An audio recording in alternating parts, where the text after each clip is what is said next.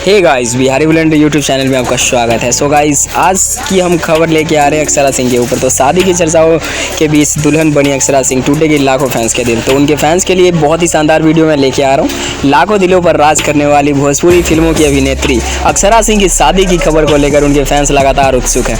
हालांकि अक्षरा सिंह ने दावा किया है कि वह अभी कुछ साल शादी के मूड में नहीं है, लेकिन इस बीच वह वाराणसी में दुल्हन के रूप में क्यों दिखाई दी। सो गाइस, आप सब भी बहुत ज़्यादा कंफ्यूज हो रहे होंगे कि अक्षरा की शादी हो जाएगी। सो गाइस, आपके लिए मैं बता दूं कि भोजपुरी फिल्म एक्ट्रेस अक्षरा सिंह बीते कई दिनों में अपनी शादी को लेकर चर्चा में बनी हुई हैं। सोशल मीडिया पर उनकी बैचलर पार्टी की तस्वीरें भी वायरल हुई।